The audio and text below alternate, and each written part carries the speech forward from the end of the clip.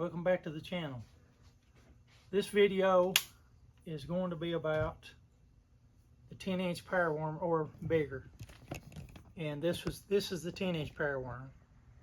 And I've got it set up with a 5/8 ounce tungsten sinker right now. And I prefer from a 1/2 ounce up to a 1 ounce tungsten sinker. I've got a 5/0 hook. You want to use at least a 5/0 and could go up to 7/0 even. But this worm right here, what I like it for especially is summertime at night.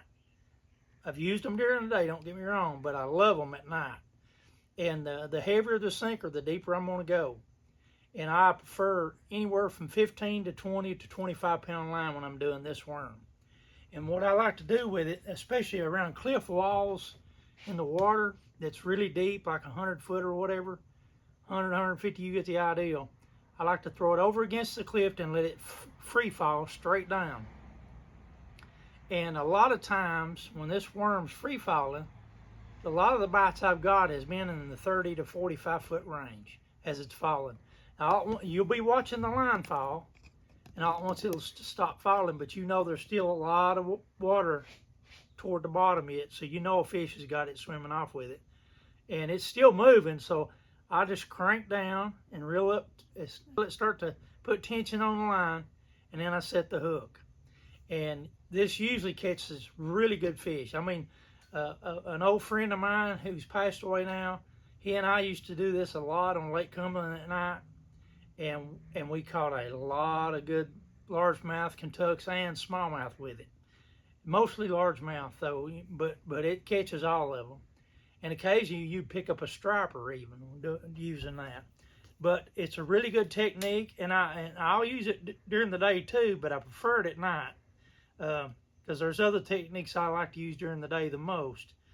But every once in a while, if I go hunting for bigger fish, that's one of my key baits to go to, especially at night, is the 10-inch power worm. And I've got longer worms on the board over here, up to 18 inches. And I don't know if I got any 20s, but I know I've got them to 18. And so they look like snakes. But this is a really good technique, and that tail right there has a lot of action. And what we would do is hunt structure in the 30 foot range, 20, 30 foot range. They'd be underwater humps or big old brush piles or big log piles, and we'd throw out and let that bait fall right into them. Now, mind you, the only electronics we used was just simply to scan the area. Before we fished, we'd idle back and forth across these spots.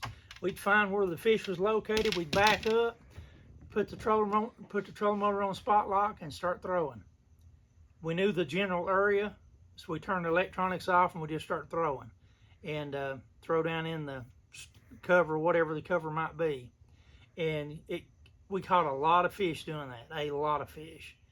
And once, if we was on a hump, once that bite stopped, then we would start down banks that we knew had fish on them, and we'd back off to where the boat would be sitting in like 80 foot of water, 80 to 100 foot. We'd throw, we'd never reach the bank because the cast was too long. We'd throw as far as we could cast and let that bait free fall, and you'd watch the line just stop, and you knew you wasn't on the bottom yet. So fish had it, and it made the fishing actually rather simple. I thought I'd pass that information on to you.